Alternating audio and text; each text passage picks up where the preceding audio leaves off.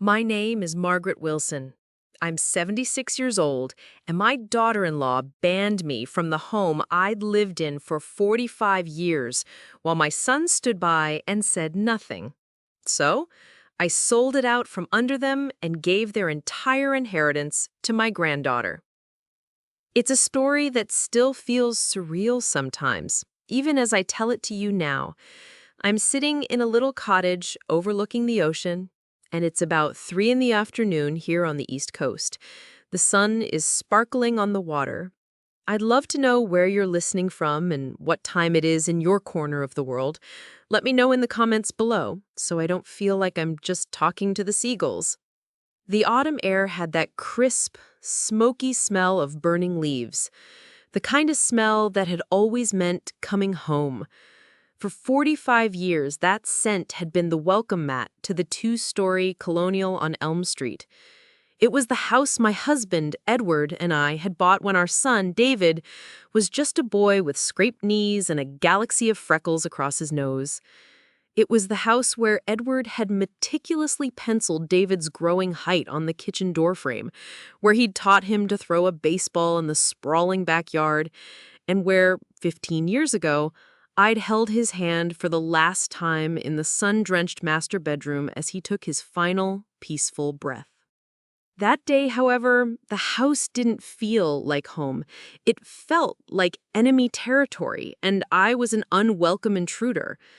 In my hands, I held a simple cardboard box. It wasn't heavy, but it felt weighted down with the entire history of our family. Inside were old photo albums, the ones with the sticky, yellowed plastic pages that smelled faintly of old paper and time itself. There were pictures of David's first steps, his chubby legs wobbling on the very lawn I had just crossed. Photos of family Christmases, with a younger, beaming version of me holding up a burnt turkey while Edward laughed beside me. Snapshots of Edward grilling burgers on the 4th of July, his face alight with simple, profound joy. I had found them in the attic, my attic, while looking for a misplaced music box he had given me. I walked up the familiar flagstone path, each stone a memory, and rang the bell. The cheerful chime was the same one we'd installed in 1985. A moment later, the door opened. My daughter-in-law, Rachel, stood there, blocking the entrance. She was wearing expensive-looking yoga pants and a tight-fitting top that screamed effortless perfection. Her blonde hair was pulled back in a sleek, severe ponytail. She didn't smile. Her eyes, a cool, assessing blue, flickered from my face down to the box in my hands, and a little muscle in her jaw tightened. "Margaret," she said. Her tone was flat, devoid of warmth. It was the tone one uses for a delivery person, not a mother-in-law. "Hello, Rachel. I was just in the attic and found these. I thought it would be nice to go through them, maybe put a few of the old photos out for Emma to see." Rachel's lips thinned into a perfectly straight, bloodless line. "You were in the attic, rummaging through our things?" The accusation hung in the crisp autumn air, sharp and ugly. It was designed to make me feel like a trespasser, an snooping old woman. "They're not your things, Rachel," I said, my voice gentle but firm. "They're my memories, our family's memories. This was my home for a very long time." "This is our house now, Margaret," she said, her voice dangerously soft, each word a carefully placed stone in the wall she was building between us. "We need our privacy. We need our space. We can't have you just showing up and going through our storage whenever you feel like it. It's a violation." Behind her, I saw my son David appear in the hallway. My heart gave a hopeful leap. He would sort this out. He would see how utterly ridiculous this was.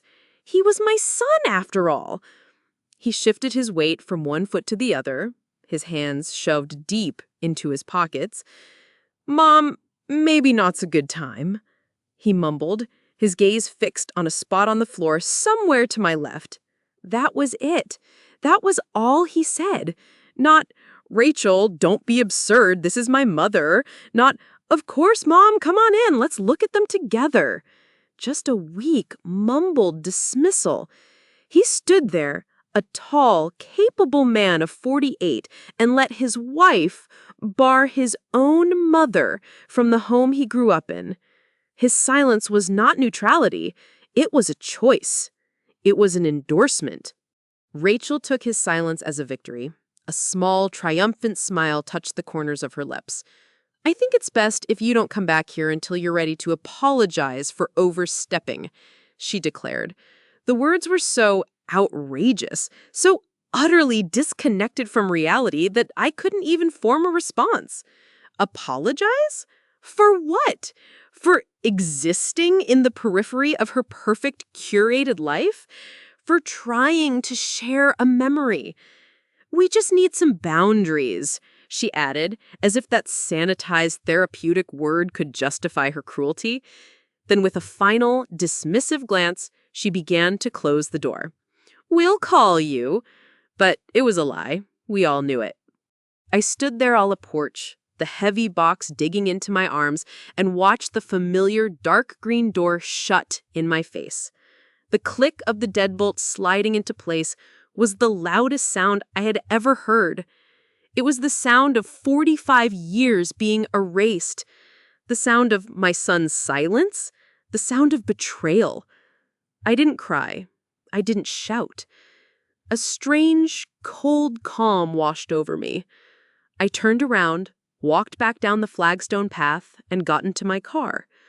I placed the box of memories on the passenger seat, a silent testament to a family that no longer seemed to exist. I sat there for a long time, the engine off, just staring at the house. My house. And I knew, with a certainty that chilled me to the bone, that something had to change. I just didn't know what it would be. All I knew was that the woman who had walked up to that door was not the woman who was driving away. The lock she'd thrown wasn't just on a door, it was on my heart. And it had just snapped open something I thought had been dormant for years. My self-respect. I drove away from Elm Street in a daze, my knuckles white on the steering wheel. I didn't go back to my small, tidy apartment, a place that had always felt more like a waiting room than a home. Instead, I found myself at a little park overlooking the river, a place Edwin and I used to go when we wanted to escape for an hour. I sat on a cold metal bench and watched the water flow by, gray and indifferent, carrying fallen leaves toward the sea. My mind was a slideshow of memories, one superimposing itself over the other, each one a small cut I hadn't realized was a wound.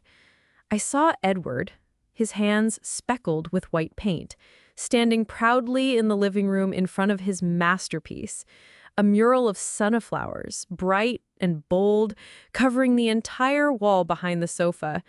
It was his gift to me on our 20th anniversary. He'd spent weeks on it, working late into the night. "So you always have sunshine, Maggie," he'd said, kissing the top of my head, his shirt smelling of turpentine and love. Then a more recent memory pushed its way in, sharp and sour. Rachel, a paint swatch book in her hand, her voice like sweet, cloying syrup.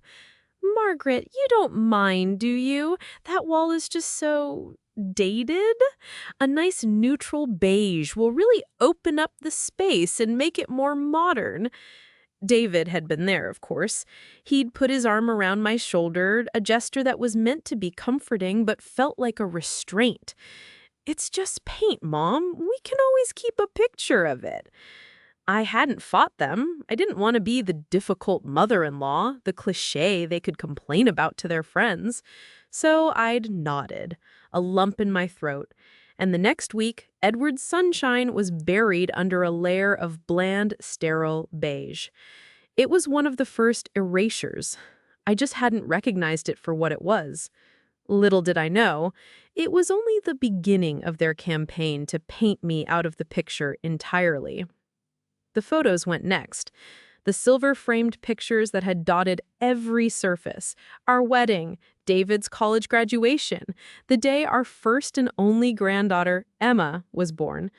They were slowly, systematically replaced by abstract art and professionally shot portraits of David, Rachel, and Emma, all in matching white shirts on a beach somewhere, smiling for a stranger's camera. My history, our history, was being curated right out of existence. The final, most significant betrayal had happened in the raw, vulnerable months after Edward's funeral. The house felt cavernous, each room echoing with his absence. David had been my rock in those first few months. He'd sat with me at the kitchen table for hours, his face etched with a grief that matched my own. One evening, he'd brought over a stack of papers, his expression serious. "Mom," he said, his voice gentle, "I was talking to a friend who works in finance.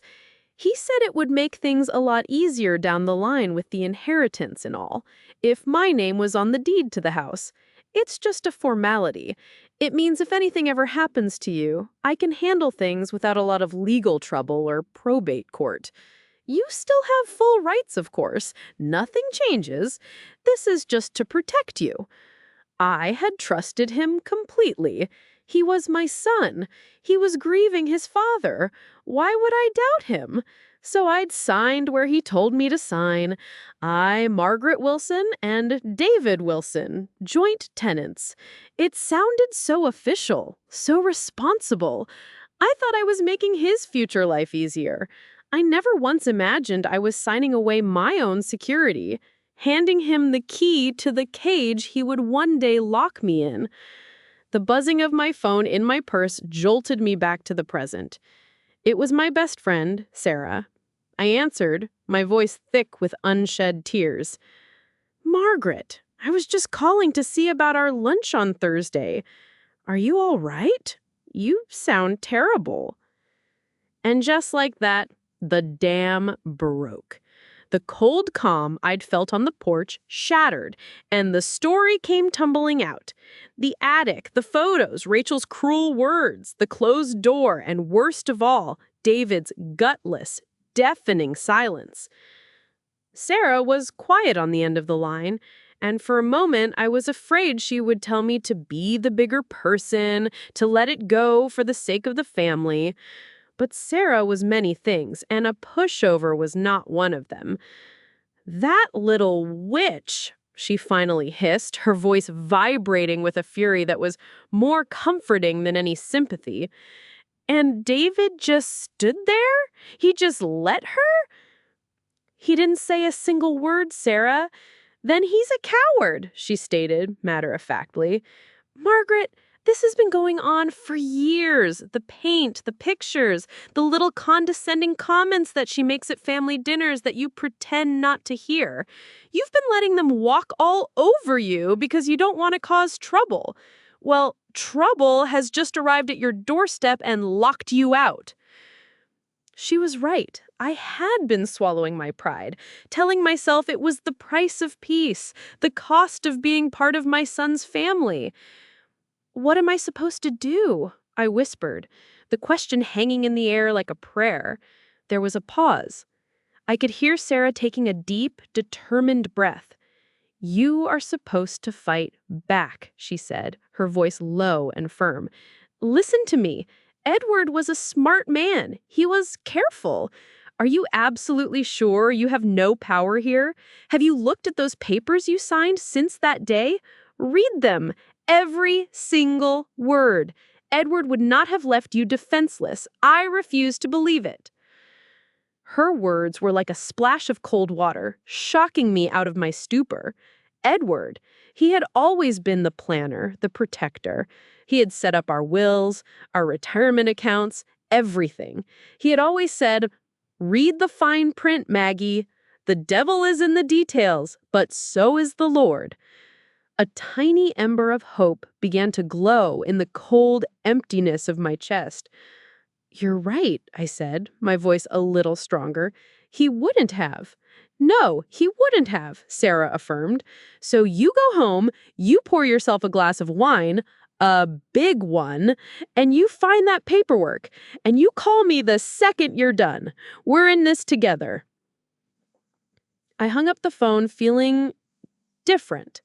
The shame was still there, a dull ache in my heart, but it was being crowded out by a new emotion. Resolve. I wasn't just a grieving widow or a bothersome mother-in-law anymore. I was Margaret Wilson, and I was going to read the fine print. Back in my apartment, the silence felt different. It was no longer the oppressive silence of loneliness, but the focused quiet of concentration. I made a cup of tea, my hands moving with a purpose I hadn't felt in years, and then I went to the old oak filing cabinet in the spare room. It was a relic from Edward's home office, organized with his meticulous precision. There, in a folder neatly labeled House, was the deed I had signed 15 years ago in a fog of grief. My hands trembled slightly as I pulled it out. The legal language was dense and intimidating, a wall of text designed to be unreadable. Joint tenancy, rights of survivorship, clauses and subclauses. It was a language I didn't speak. I read it once, then twice, my finger tracing the words on the page as if I could absorb their meaning through touch. My heart began to sink. It looked exactly like what David had said it was. And then I saw it. Tucked at the end, a separate page, an addendum that Edward's lawyer, a meticulous old man named Mr. Abernathy, had insisted on including. Edward had told me about it at the time, but in my grief, the details had blurred into nothing. David's name was on the deed, yes, but the addendum stated, in clear, unambiguous language that even I could understand, that I, Margaret Wilson, retained a life estate in the property. It granted me sole and exclusive rights to use, occupancy, and profit from the property for the remainder of her natural life. My eyes scanned the lines, my heart beginning to hammer against my ribs. It even included a clause, a beautiful, glorious clause about my right to sell or transfer her life estate interest at her discretion. I stared at the words, reading them over and over. Sell or transfer her interest. What did that even mean? Could I really do that? The hope that had flickered in my chest now felt like a bonfire, but it was a hope tinged with a lifetime of being told to be careful, not to rock the boat. This was legal territory, and I was completely out of my depth. The next morning, driven by a mix of hope and fear, I tried calling a free legal aid hotline I found online. I was put on hold for 20 minutes, listening to a tinny, distorted version of a Vivaldi concerto, only to be connected to a hurried, distracted-sounding young man. "A life estate can be complicated, ma'am," he said, his voice thick with boredom. I could hear him typing in the background. "Selling your interest might require the consent of the other party, the remainder man. You should probably consult a real estate lawyer." He wasn't giving me advice, he was reading a script. I hung up feeling more deflated than ever. Maybe I was reading it wrong. Maybe I was just a foolish old woman grasping at straws. The doubt began to creep back in, cold and suffocating. Maybe Rachel was right. Maybe I was the one who was confused, who was overstepping. That afternoon, as if on cue, my phone rang. It was David. My stomach twisted into a hard knot. I let it ring 4 times, taking deep breaths, before I finally answered, my voice a little shaky. "Mom, are you okay? I was worried when you didn't answer." His voice was laced with that phony, cloying concern I was beginning to see right through. "I'm fine, David," I said coolly. "Look, about yesterday, Rachel was just stressed out. You know how she gets about the house being perfect. She didn't mean it. She feels terrible." A blatant lie. Rachel had never felt terrible about anything she had done in her life. I said nothing. The silence stretched, and I could feel his discomfort growing on the other end of the line. "Anyway," he continued, clearing his throat, getting to the real purpose of his call, "I was actually calling about something else. You know, since you're getting older, Rachel and I have been thinking it might be a good idea for us to help you manage your finances, just to take the burden off you. There are some papers, like a power of attorney that our lawyer drew up. It would just make things easier, you know, in case you get sick or something." And there it was. The other shoe dropping with a sickening thud.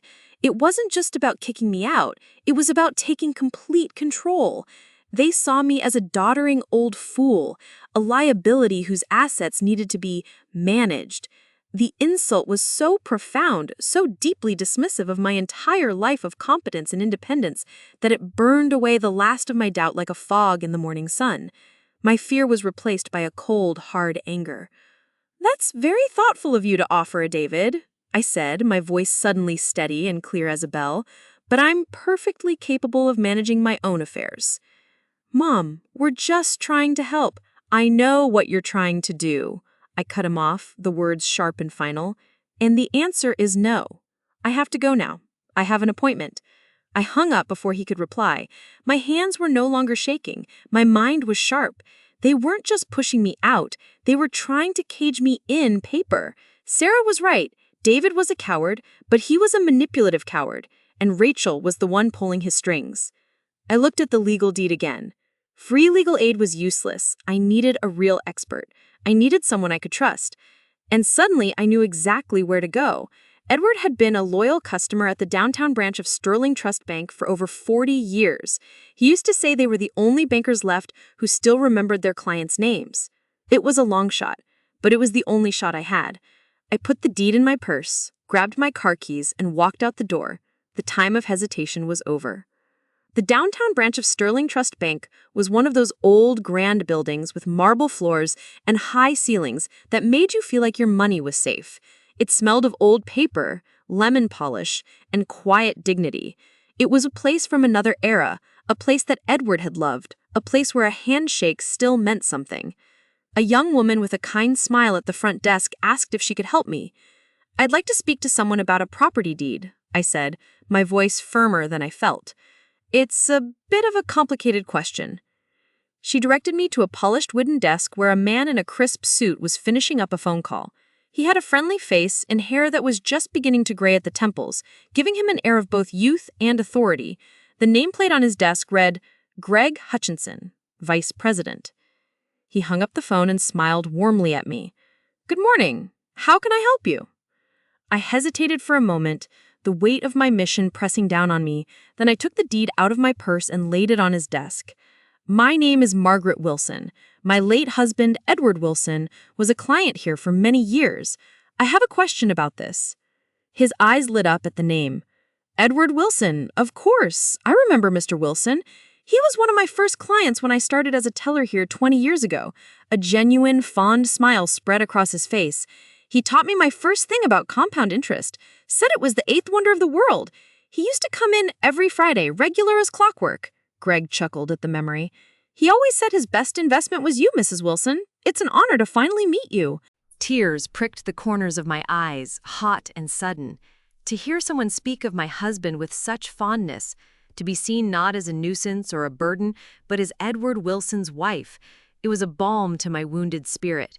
This man wasn't just a banker, he was a connection to my past, a link to the life I had built with Edward.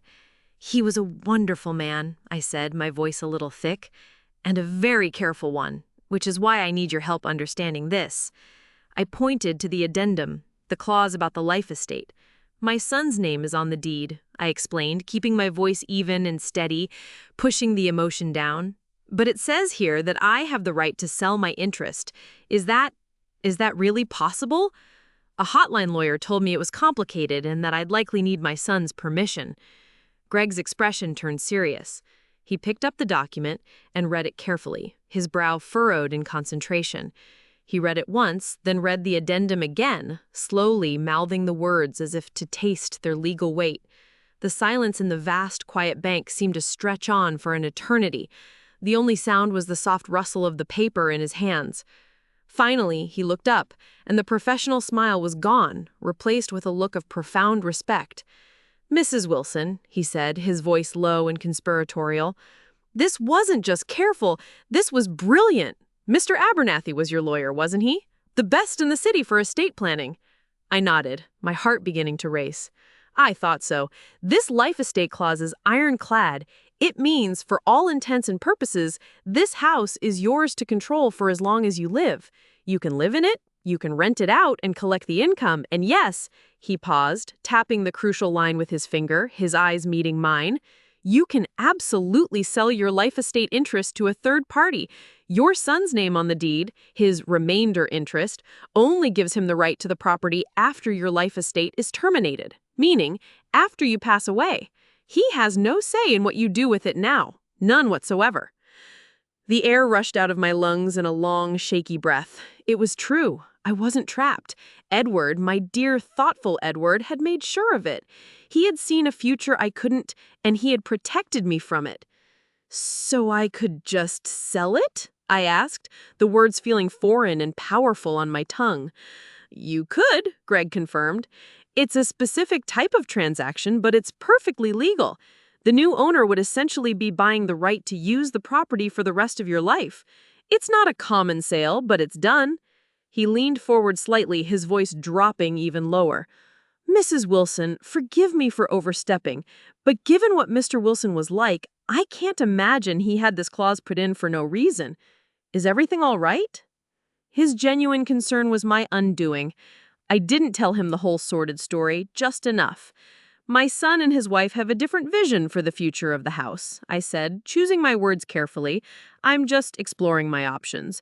Greg nodded slowly, understanding perfectly what I wasn't saying.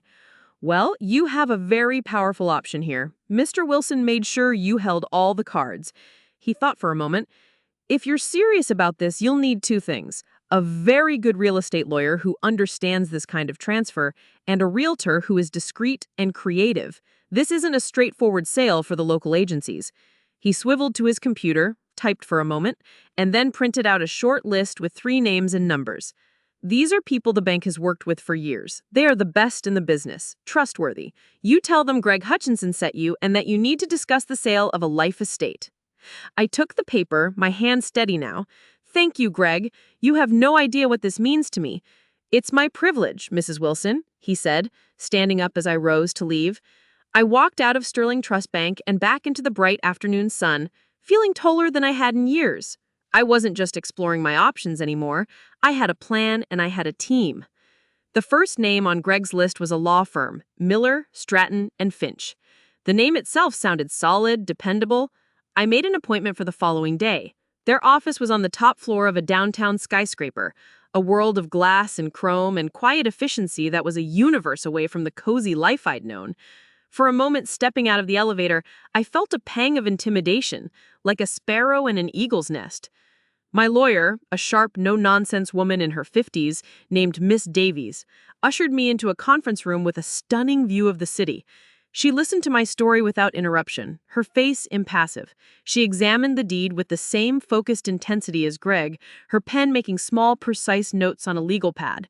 She didn't offer sympathy, she offered something better, competence. When she finished, she looked at me over the top of her reading glasses. Mrs. Wilson, your husband was an exceptionally prudent man. This is a very well-drafted document. Greg was correct. Your rights are clear. The question now is not if you can act, but how. She laid out the strategy like a general planning a campaign. A direct sale of my life estate would be the cleanest route. She warned me that it would need to be handled with extreme delicacy. Your son and his wife must not know until the transaction is complete and irrevocable, she cautioned, her voice firm. If they get wind of it, they could try to file an injunction, claim you're not of sound mind. It could get messy and tie things up in court for years. We need to move quickly and quietly. The element of surprise is our greatest asset. The thought of my own son trying to declare me incompetent sent a chill down my spine, but it only strengthened my resolve. They had underestimated me the last time. Who do you recommend for the sale? I asked, my voice steady. Miss Davies smiled faintly, a slight upward twitch of her lips. There's only one person I'd trust with a case this sensitive. Her name is Caroline Finch. She's the Finch in our firm's name, though she runs her own real estate brokerage now. She's tough, she's discreet, and she specializes in finding the right buyer for unique properties. She doesn't just sell houses, she solves problems. 2 days later, I was sitting in Caroline Finch's elegant but welcoming office. She was a woman in her early 60s with a stylish silver bob and intelligent eyes that missed nothing. I told her my story, this time leaving out all the painful details. The painted-over mural, the removed photos, the condescending offers to manage my finances, the power of attorney papers. When she finished, she leaned back in her chair and was quiet for a long moment. I saw a flicker of something in her eyes, not pity, but a deep, resonant understanding. My ex-husband thought I would just roll over during our divorce, she said, her voice even and controlled. He controlled all the finances, and he assumed I was just a housewife who didn't understand how the world worked. He told the judge I was too emotional to manage the assets. He told our friends I was having a breakdown. She leaned forward, a fierce glint in her eyes. He underestimated me. It was the most expensive mistake he ever made. It seems your son and his wife are making the same one. In that moment, I knew I had found more than a realtor. I had found an ally, a sister in arms. They see me as a relic, I said, the words tasting bitter. A piece of old furniture that doesn't match their new decor. Then we'll show them how valuable a vintage piece can be, Caroline replied with a wry smile. Now, let's talk strategy. Selling a life estate is tricky. We need a specific kind of buyer. Someone who isn't looking for a typical 30-year investment, but who wants a home with history, a place to live in and love now, and who understands the terms. We need a buyer of the heart, not just the wallet. She tapped her pen on her desk, her mind clearly working. I might have someone. A couple I've been working with, the Millers. They lost their only son in a car accident 2 years ago. They're looking to downsize from their big, empty house in the suburbs. They don't care about long-term equity or resale value. They told me they just want a house that feels like a home, a place with a soul, where a family was happy. My breath caught in my throat. A home where a family was happy? That was the one thing my house on Elm Street still was, deep in its bones. Beneath the layers of beige paint and Rachel's cold, modern furniture, it was a house built on love, and perhaps only someone who understood loss could feel it. They would be perfect, I whispered. I think so too, Caroline said, her voice all business now. I'll arrange a private showing. I'll tell them the owner is an older woman looking to fund her retirement plans and travel plans. We'll keep you and your family out of it completely. They'll never know the real story. It's cleaner that way. Over the next week, Caroline was a whirlwind of quiet efficiency. She arranged for the Millers to see the house while David and Rachel were at work. She handled all the negotiations. She worked directly with Ms. Davies on the complex paperwork. My only job was to stay quiet and act normal. That was the hardest part.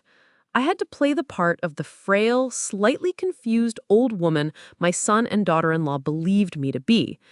It was a role I had unknowingly been rehearsing for years, and now I had to give the performance of a lifetime. The days that followed were a masterclass in deception, a tightrope walk over a canyon of suspicion. I felt a strange, detached calm, as if I was watching a character in a movie. The character was named Margaret Wilson, and her goal was to appear utterly powerless, a ship drifting toward a harbor of their choosing. David called every other day, his voice oozing a syrupy concern that made my skin crawl. Just checking in, Mom. How are you feeling today? Taking it easy? Oh, a little tired, dear, I would say, intentionally letting my voice sound thin and reedy. These old bones ache a bit more in the autumn. It's hard to keep track of things sometimes. See, that's what I'm worried about. He'd jump in, right on cue, like a fish taking bait. That's why Rachel and I think it's so important to get those papers signed, just so we can help you if you need it. We could even help you look at some assisted living places. Some of them are lovely, like resorts. Resorts. He was talking about putting me in a home, a place where they could visit on Sundays and feel good about themselves. The audacity of it was breathtaking. They wanted to lock me away and take control of the single most valuable asset my husband and I had ever owned, the product of a lifetime of hard work and careful saving. Following the strategy laid out by my lawyer, I played my part to perfection. Oh, I don't know, David, I would say. All that legal paperwork is so confusing for an old woman like me. My mind isn't as sharp as it used to be. I get so muddled. That's why we'll handle it, Mom. You won't have to worry about a thing. I could almost hear the triumphant smile in his voice. He thought he had me. He thought I was weakening, that the fight had gone out of me. Well, let me think on it, dear, I'd say, ending the call. I need a nap. I get so tired these days. As soon as I'd hang up, the frail old woman would vanish. I'd pick up the phone and call Caroline, my voice crisp and clear. What's the status? The Millers loved the house, Margaret. Caroline's voice was always a welcome dose of sanity and strength. They adored the garden. Mrs. Miller almost cried when I told her about the sunflower mural that used to be on the living room wall. They've made an offer. It's a strong one. All cash.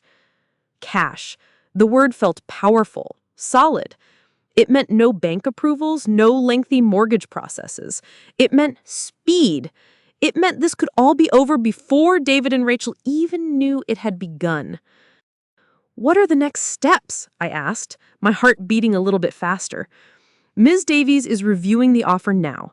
If she approves, we accept. The closing could happen in as little as 2 weeks. We just need to keep David and Rachel distracted until then. Keep playing your part. You're doing beautifully, by the way. The universe, it seemed, was on my side. The perfect distraction arrived in the form of my granddaughter, Emma. She called me one evening, her voice bubbling with the kind of pure, unadulterated excitement that only an 18-year-old can possess. She was a senior in high school, and the one pure, uncomplicated joy in my life. She was Edward's kindness and my strength, all wrapped up in one bright, beautiful girl. Unlike her parents, she saw me. She listened. "Grandma, guess what? I got into NYU! Early decision!" "Oh, sweetheart, that's wonderful!" I exclaimed, my heart swelling with a genuine pride that was a welcome relief from all the deception. "I know, but it's really expensive," she said, her voice dropping a little, the reality of the world already tempering her joy. Mom and Dad said they'd help, but they've been really stressed about money lately. Dad lost out on a big promotion at work, and his salary isn't what he'd hoped. They said my college fund might not be enough to cover all 4 years without a lot of loans. A cold clarity washed over me. So that was it. The final piece of the puzzle clicked into place. David's desperation wasn't just about greed, it was about failure.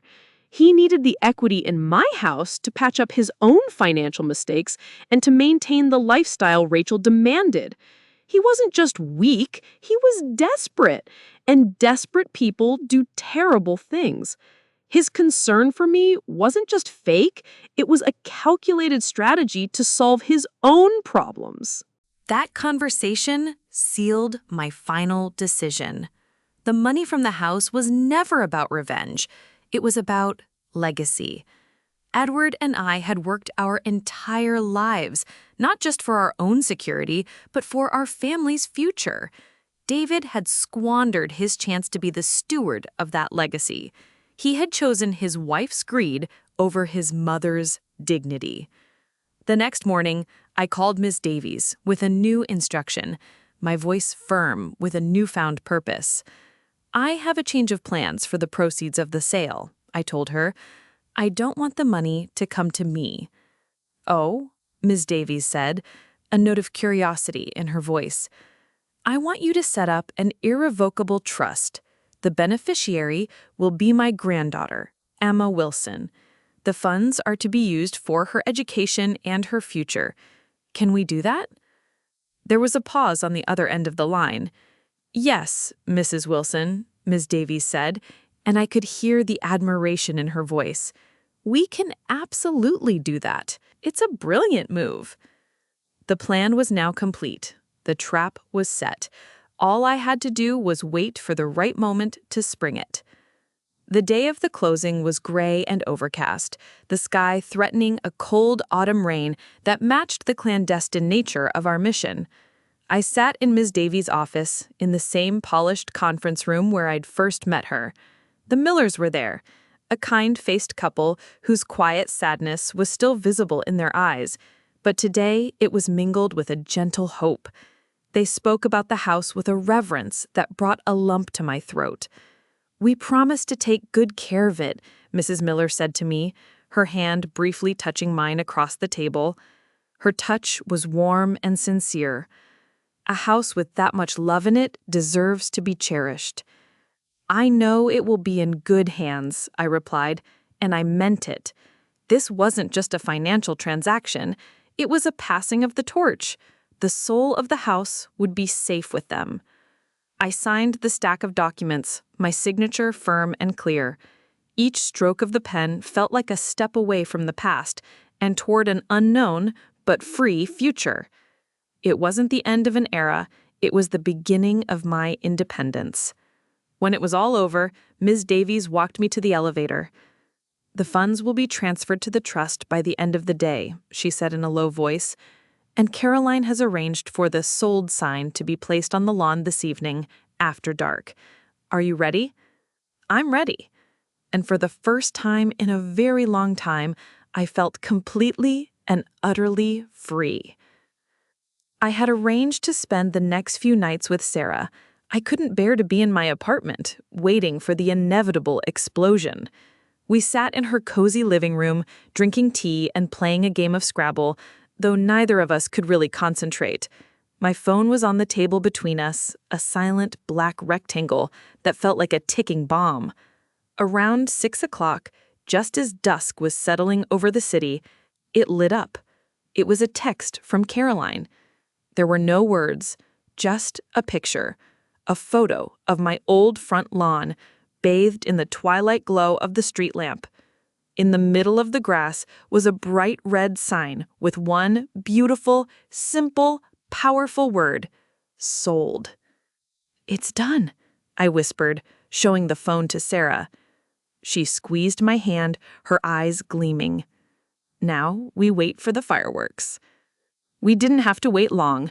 20 minutes later, my phone began to buzz violently against the table, the vibration startlingly loud in the quiet room. David's name flashed on the screen. I looked at Sarah, my heart starting to pound a frantic rhythm against my ribs. She just gave me a slow, deliberate nod. I let it go to voicemail. A minute later, it rang again. Rachel. I ignored it.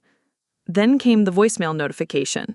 I pressed play, putting the phone on speaker. David's voice filled the room, tight with panic and disbelief. "Mom, what is going on? Rachel and I just got home and there's a sold sign in our yard. This has to be some kind of sick joke. What did you do? Call me back, now." Before we could even react, another notification beeped. A new voicemail. This one was from Rachel. Her voice was pure ice. "Margaret, I don't know what kind of senile game you think you're playing, but you need to fix this immediately. We have a lawyer. You have illegally sold our property. This is theft. You have destabilized this entire family, and you will be held accountable." Another call from David, another voicemail. This time, the panic had curdled into a raw, ugly rage. "Joke isn't funny anymore, Mom. I just called the realtor on the sign and she won't tell me anything. You've gone too far this time. How could you be so irrational? After everything we've done for you, you have disappointed me more than I can possibly say. We were counting on this house." There it was. The truth, raw and ugly, stripped of all pretense. They weren't worried about their childhood home or their mother's well-being. They were worried about the money, their free ride, their safety net, which they had assumed was their right. I listened to the messages one after another, and I felt a strange and liberating nothingness. No guilt, no fear. The woman they were screaming at, the weak, pliable, guilt-ridden woman they had created, no longer existed. They had erased her, piece by piece, and in her place stood someone they didn't know at all. Sarah looked at me, her eyes wide. My God, they're animals. I calmly picked up my phone and turned it off. The silence that descended was blissful.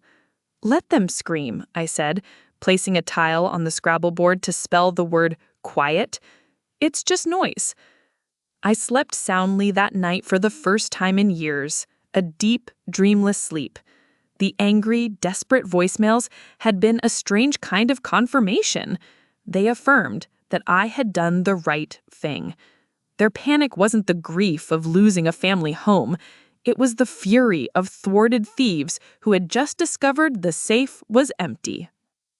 The next morning, I awoke to a flurry of texts that had come through before I'd shut my phone off. They were a chaotic mix of threats, pleas, and accusations, a digital tantrum. From David, "Mom, please, just talk to me. We can fix this. I don't understand why you are doing this to us. This will ruin us." From Rachel, "Our lawyer will be in contact with you shortly. I hope you're prepared for the consequences of your actions. This is elder fraud." From David, minutes later, "Are you trying to ruin my life? Is that it? After I missed that promotion? You know we need this. How could you be so selfish?" They were flailing, throwing everything at the wall to see what would stick. They were trying every tactic in their playbook: the guilt trip, the legal threat, the appeal to pity. They thought they were dealing with the old Margaret, the one who would crumble under the weight of their disapproval. But the old Margaret was gone. I discussed my next move with Sarah over breakfast, the morning sun streaming into her cheerful kitchen. "They're going to try to paint you as crazy," Sarah said, spreading jam on her toast with a decisive flick of her knife. "They'll tell anyone who will listen that their poor elderly mother has lost her mind and been taken advantage of by some slick realtor." "I know," I said, sipping my coffee. "That's why I can't hide. Hiding looks like guilt. It looks like weakness. I have to face them."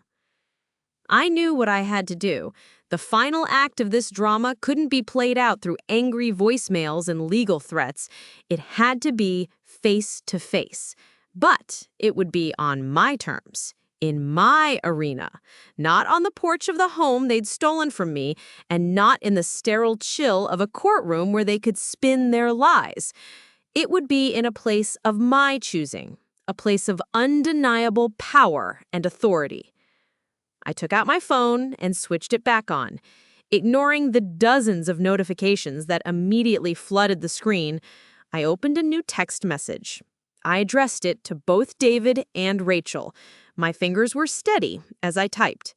The message was short, devoid of emotion, and brutally efficient. David and Rachel. A meeting is required to discuss the property. My lawyer's office. Tomorrow at 10 a.m. Do not be late.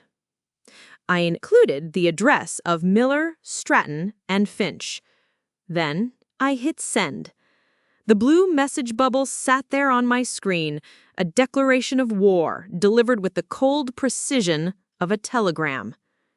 Sarah read the message over my shoulder. "Ooh, that's cold," she said with a grin. "That's corporate-level cold. Do not be late. I love it."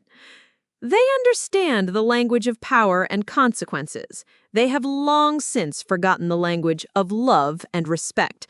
So, I'll speak to them in a language they understand.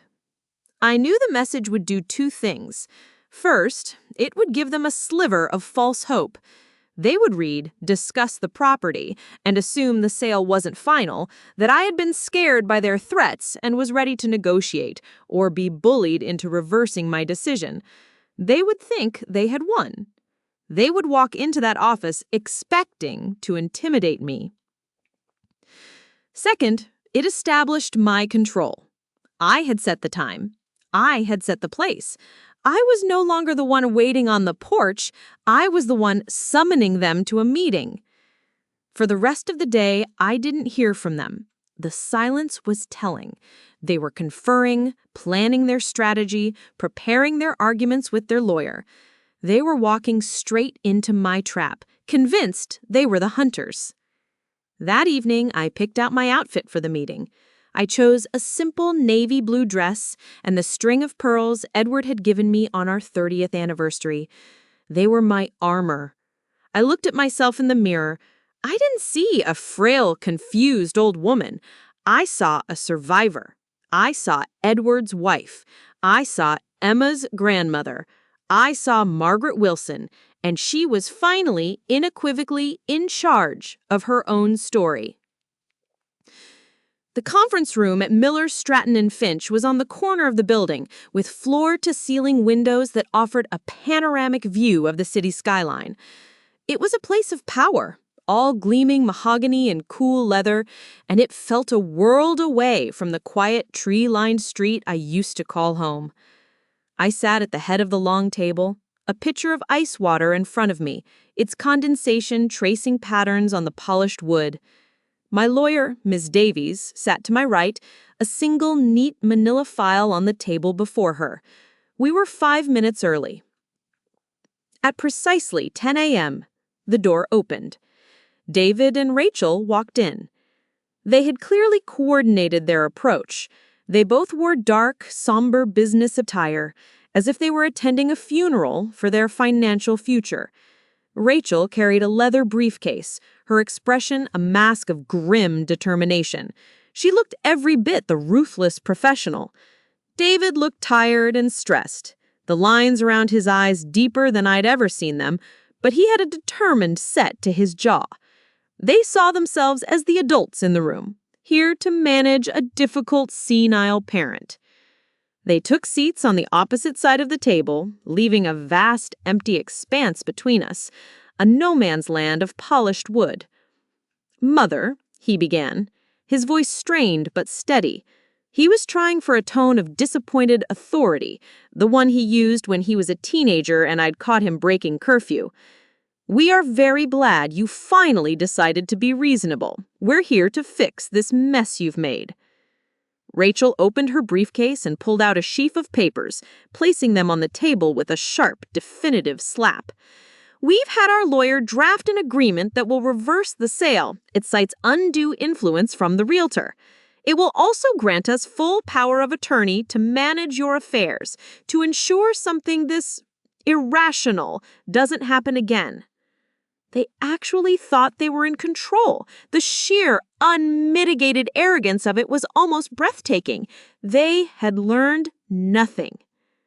I let the silence hang in the air for a moment, letting their words evaporate into the quiet, powerful atmosphere of the room.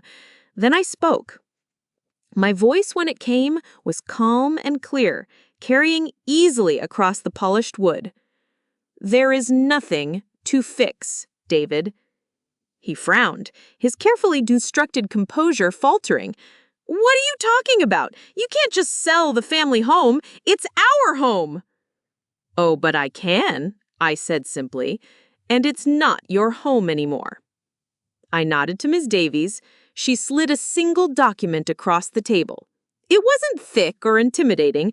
It was a copy of the finalized, registered, and legally binding deed of sale, complete with the county clerk's official stamp. The sale of the property at 45 Elm Street was completed and registered with the county clerk's office yesterday afternoon. The transaction is final and irrevocable. The house now belongs to Mr. and Mrs. Miller. David stared at the paper, his face slack with disbelief. Rachel snatched it from his hand. Her eyes, sharp and quick, scanned the document, her perfect composure finally beginning to crack at the edges. This is impossible," she stammered, her voice rising an octave. "You can't do this. His name is on the deed. We have rights." "Actually, you don't," Ms. Davies replied, smoothly, without a hint of emotion. "Your husband was a remainder man. His interest in the property only activates upon the termination of Ms. Wilson's life estate. Ms. Wilson held the sole and exclusive right to sell her interest, which she has done. It's all perfectly legal. Your lawyer will confirm that for you, should you choose to waste your money asking him." David finally found his voice, a desperate, strangled sound that was half whine, half roar. "The money, then. Where's the money from the sale? Half of it is mine. That's the law." This was the moment, the final checkmate, the reason we were all here. I looked directly at my son. The boy whose scraped knees I had bandaged, the boy whose homework I had helped with, the man who had stood by and watched his wife throw me out into the cold. I felt no anger, only a profound and sorrowful pity. You seem to be under the impression that you are entitled to an inheritance, David, I said, my voice quiet but unyielding. An inheritance is a gift. It is not a right. It is earned through love, loyalty, and respect. You have failed on all 3 counts. I let that sink in, watching the color drain from his face. The proceeds from the sale have not come to me, I continued, my gaze unwavering. They never even touched my bank account. Per my instructions, every single penny was transferred directly from escrow into an irrevocable trust. Rachel's head snapped up, her eyes narrowing into slits. A trust? For who? I gave her the faintest of smiles, a small, sad curve of my lips. The sole beneficiary is Emma Wilson. The funds are for her education and her future. It will pay for her tuition at NYU, for a down payment on her own home one day, for whatever she needs to build a life for herself. It is the legacy of her grandfather, and it is being given to the only person in this family who has proven herself worthy of it.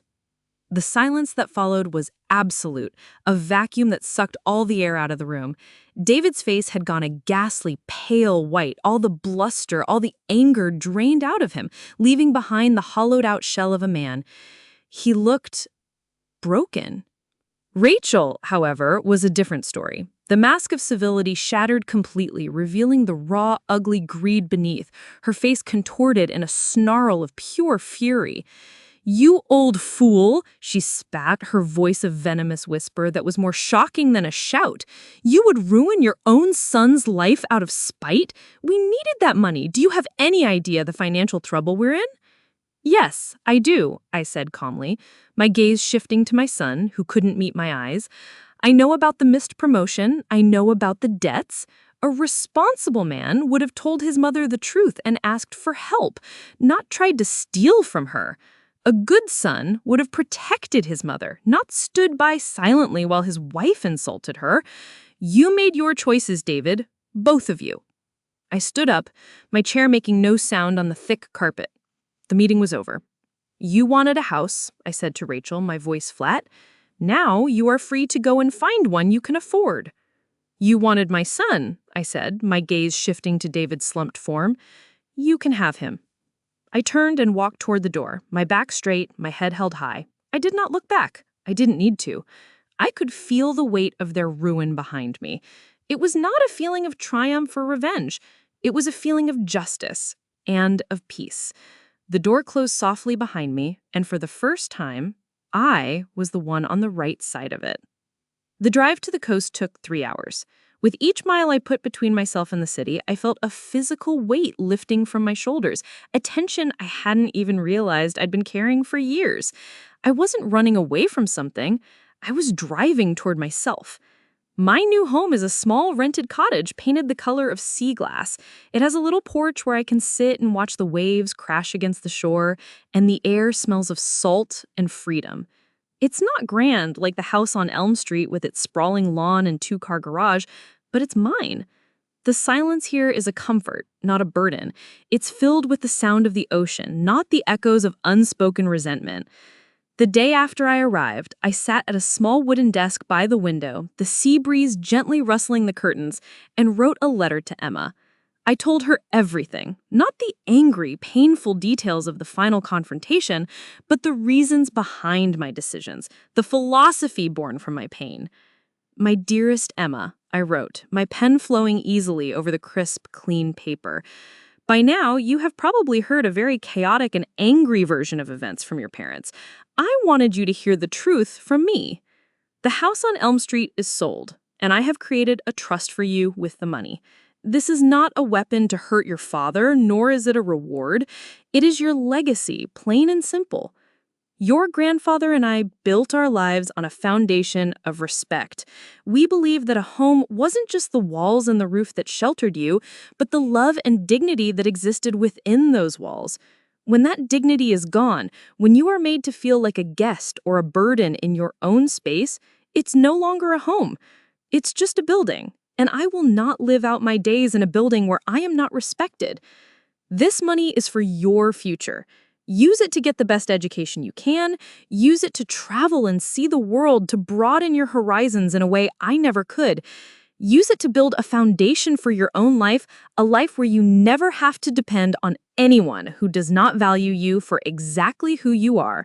Your only obligation is to be happy, to be kind, and to always respect yourself enough to walk away from any room, any relationship, any situation where you are not cherished. I am not disappearing from your life. I have simply moved my home. My new address is at the top of this letter.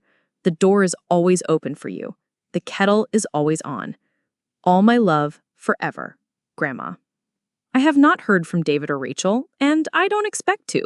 Their world was built on a future they took for granted, and I simply removed the foundation.